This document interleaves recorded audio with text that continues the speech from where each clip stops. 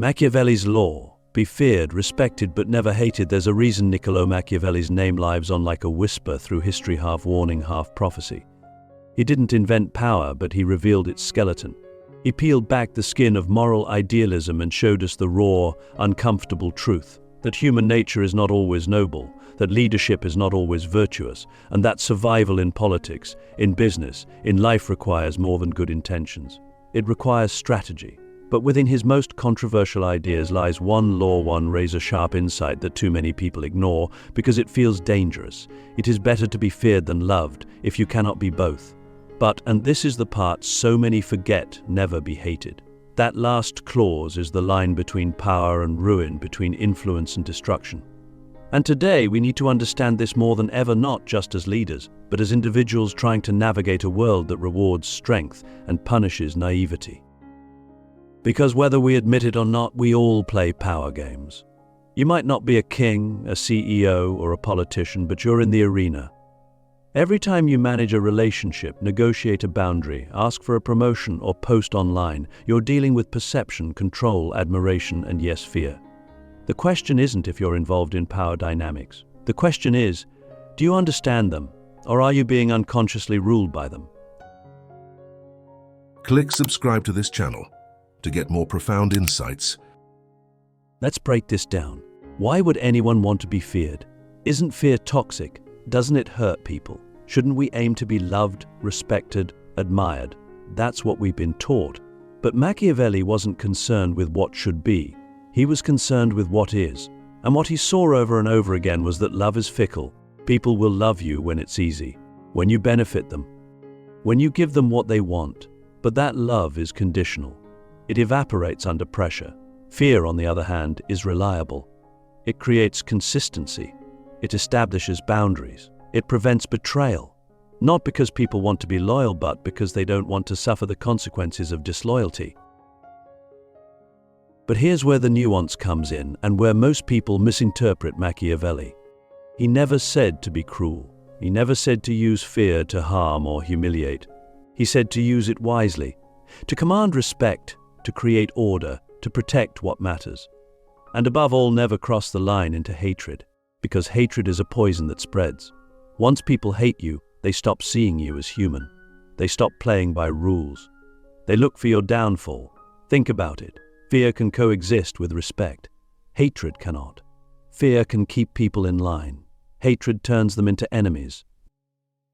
So let's bring this into real life. Think about your own relationships. Are you too concerned with being liked? Do you say yes when you mean no? Do you tolerate disrespect because you're afraid of conflict? If so, you're not earning love, you're bleeding power. You're inviting resentment. People don't respect those who bend at every breeze. They respect those who create clear boundaries and enforce them. And that enforcement, when done cleanly and consistently, may cause discomfort. It may even cause people to fear pushing your limits. But if it's rooted in principle and not cruelty, that fear transforms into a deeper respect. Ask yourself this: have you ever tried so hard to be liked that you ended up being disrespected? This is the trap so many fall into. We think kindness means softness. We think strength means meanness. But life requires a paradox. You must be kind and firm, warm and immovable, open-hearted and steel-spined. You must become someone who is feared not because you're unbreakable. Feared not because you punish people, but because you won't be manipulated. Feared not because you dominate, but because you don't need approval to stand your ground. And yet, you must also ensure your strength never mutates into cruelty, because cruelty creates hatred. And hatred is the beginning of collapse. Look at history. The greatest leaders who lasted were not the most beloved, they were the most respected. And respect often came through a reputation for being firm, fair, and disciplined. Not always warm, not always friendly, but clear. Predictable. Controlled. That's what fear, used consciously, creates: predictability. You know that if you cross this person, there will be consequences. Not emotional outbursts, not revenge, just clear, principled consequences. And in a world of chaos, that kind of clarity is power. But again, never be hated. That's the line. If you use fear to humiliate others, to exploit them, to make them feel small, you may win short-term obedience, but you plant the seeds of rebellion. People will wait for your weakness. They will gather behind your back. They will cheer when you fall. And you will fall, because hatred corrodes the very foundation of power, trust. So here's the real Machiavellian insight. You don't need everyone to love you. You don't even need everyone to like you. But you need them to respect you enough not to hate you. You need them to understand that your strength is not a threat but a boundary, that your discipline is not domination but clarity, and that your presence is not to be taken lightly. Let me ask you something deeply uncomfortable. Have you spent more energy trying to be lovable than trying to be respected? And what has that cost you? In the next part, we're going to go deeper into that question. We'll explore how modern society has turned us into approval addicts, how we've been trained to equate kindness with weakness, and how that conditioning creates lives of quiet resentment. We'll ask, what if the reason people walk over you is because you've never taught them not to? The approval trap. How the need to be liked destroys your power. We live in a world that worships likability. From the earliest age, we're taught to be polite, agreeable, easy to be around. We're rewarded for smiling when we're uncomfortable, for saying yes when we want to say no, for being nice even when that niceness is a costume stitched together by fear. It feels good to be liked. It feels safe. But what if that safety is an illusion? What if, in our desperate quest to be accepted, we've sacrificed the very thing that gives us strength? Because here's the truth that no one wants to say out loud. Likability is often the enemy of self-respect. Think about it. How many times have you agreed with something you didn't believe in just to avoid conflict? How many times have you apologized for things that weren't your fault? How many times have you smiled when you were angry, laughed when you were hurt, or stayed silent when your soul was screaming? That's not diplomacy. That's self-abandonment. And every time you do it, you send a message not just to others, but to yourself that your truth is negotiable, that your boundaries are optional, that your value depends on how comfortable other people feel around you. This is the approval trap. It's subtle, seductive, and deeply destructive. Because when you trade authenticity for likability, you become a reflection of other people's expectations, not a reflection of your own power. You begin to live sideways, always adjusting, always editing, always performing. And slowly, your identity becomes a patchwork of compromises. You start to forget what you believe, what you want, what you stand for. You become malleable, soft, agreeable, and people may like you, but they won't respect you. And that's the key distinction. Respect and likability are not the same. Someone can like you and still dismiss you. They can compliment your personality and still cross your boundaries. They can enjoy your company and still not take you seriously. Why? Because likability is emotional. It's subjective. It changes with mood, with context, with convenience. But respect is earned through consistency, through clarity, through the quiet power of someone who does not betray themselves to be accepted. Let me ask you something uncomfortable. Are you living for approval or for alignment? Because if you're living for approval, you'll always be chasing. You'll never feel enough. You'll shape-shift into whatever version of yourself gets the most praise. But if you're living in alignment with your values, with your principles, with your truth, then you don't need everyone to like you. You only need to like yourself. And ironically, that's what creates real authority. People sense when someone is centered, grounded, unshakable. They may not always agree with you. They may not even like you, but they'll respect you. And in the long run, respect builds far more influence than likability ever could. This is what Machiavelli understood. That people follow strength. Not the strength of domination or cruelty, but the strength of clarity. The strength of someone who doesn't flinch when criticized, who doesn't collapse under pressure, who doesn't dilute their essence to fit in. And that's what makes someone feared but not hated. When you stand tall in your truth, you become a mirror. You reflect back to others the places where they've compromised. That makes people uncomfortable. But it also makes them pay attention. So how do we escape the approval trap? It starts with boundaries. Not just the ones you set with others, but the ones you set with yourself. A commitment to stop people-pleasing. A vow to stop apologizing for your presence. A decision to stop editing your truth for the sake of harmony. And yes, you'll lose people. You'll make others uncomfortable. You'll be called difficult, arrogant, intense. But you'll also gain something infinitely more valuable, inner peace. The peace of knowing that you didn't betray yourself to win anyone's affection. Let me be blunt. If everyone likes you, you're probably doing something wrong. Because a life of radical honesty, of deep integrity, of unapologetic presence will disrupt people. It will challenge them. It will force them to confront their own lack of boundaries. And that's okay. You're not here to be agreeable. You're here to be real. And real people are not always liked, but they are remembered. In the next part, we're going to explore how to build that kind of real power. The quiet, unshakable kind that doesn't come from dominance but from discipline. We'll ask, what if true influence isn't about how loud you are but about how immovable you've become? The discipline of power, how to be unshakable in a world of noise, in a world that's constantly demanding your attention, your reaction, your opinion. Discipline has become a rare and radical act. We live in an age of noise where everyone is shouting to be seen, where outrage is currency, and where silence is mistaken for weakness. But true power doesn't shout. It doesn't flinch. It doesn't chase validation. True power is stillness with intention. And that stillness is born from discipline, not emotion. The person who cannot control themselves will never control anything else. And this is where modern life has gone off track. We confuse reaction with strength. We confuse speaking with leading. But the most respected people, the ones whose presence shifts a room, are the ones who don't need to react.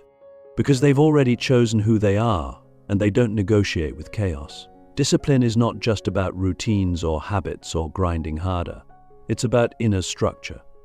It's the decision to root yourself so deeply in your principles that no storm can pull you out. It's the ability to say no not just to others, but to the parts of yourself that want to be petty, impulsive, emotional, loud. It's choosing long-term respect over short-term comfort. And in today's culture, that's an act of rebellion. Look around. People are addicted to noise. We react to every tweet, every comment, every headline. We let the world dictate how we feel, what we think, who we are. But power, real power, comes from resisting that pull. It comes from choosing presence over performance, from knowing when to speak and when to be silent, from knowing that your energy is currency and not everyone deserves access to it. Let me ask you, when was the last time you responded with intention rather than reacted in emotion? This is the essence of discipline, the space between impulse and action. It's the ability to pause, to think, to choose. That space is where your power lives. And most people never access it because they're too busy trying to win the next argument, the next debate, the next moment of attention. But the disciplined person doesn't need to win moments. They win lives. They don't panic when misunderstood. They don't chase explanations. They know that time reveals everything. That truth doesn't need defense, it just needs consistency. And here's where it ties directly back to Machiavelli's law. To be feared, respected but never hated, you must be disciplined.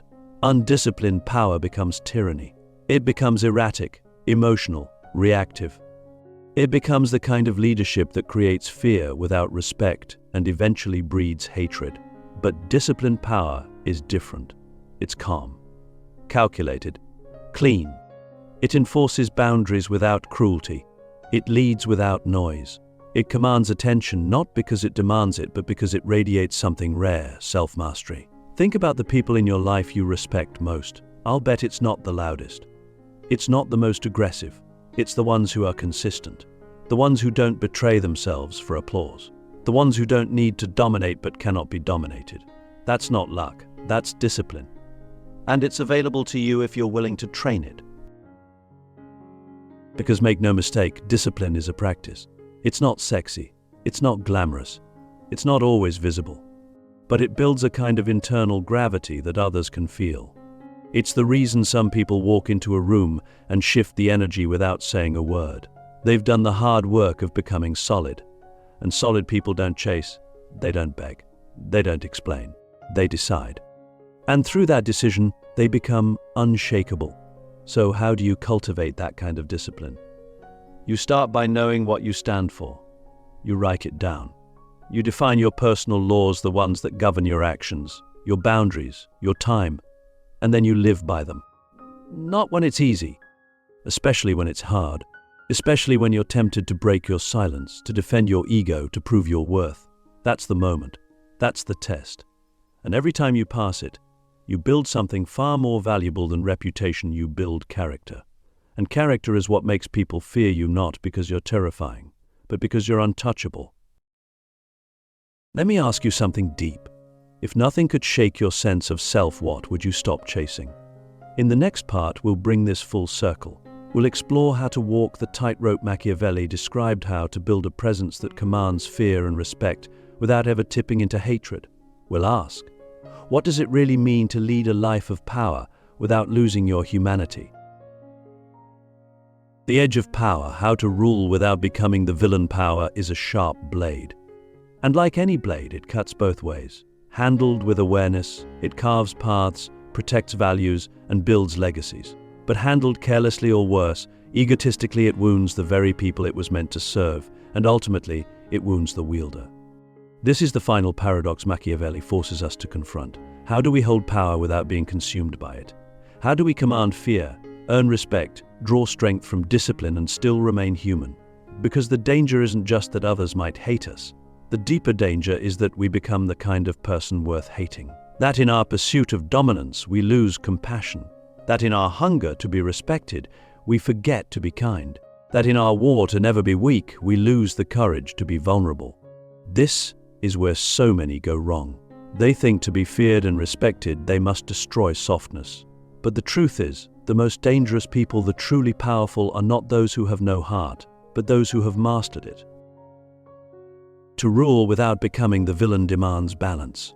You must be strong but not cruel, clear but not cold, confident but not arrogant.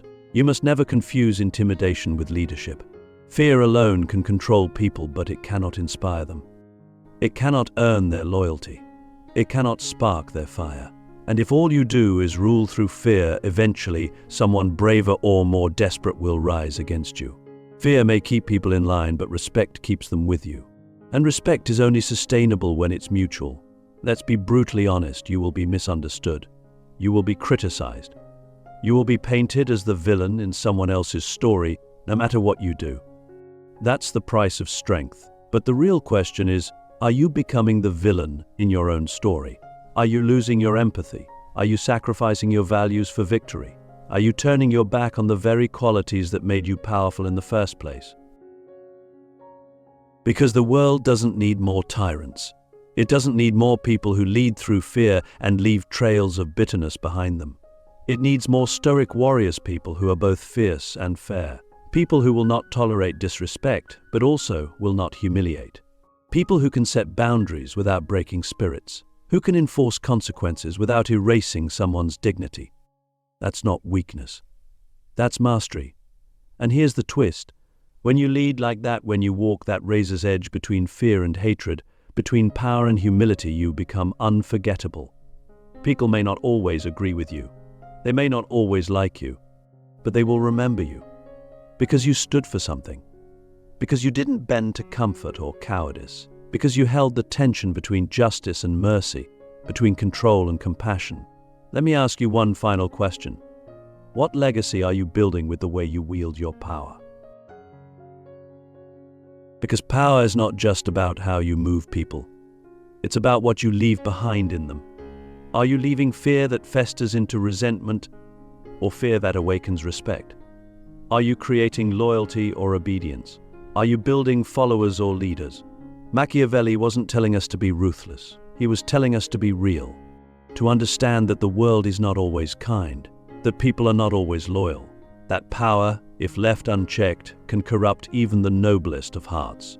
But also that, with wisdom, with restraint, with clarity, we can rise above the old binary thinking. We can be feared and loved, respected and kind, powerful and human.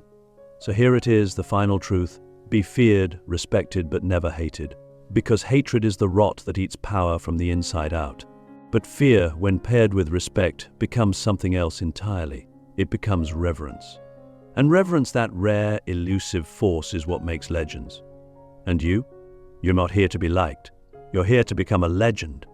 Now go build yourself into someone worth fearing, someone worth respecting, and never ever someone worth hating.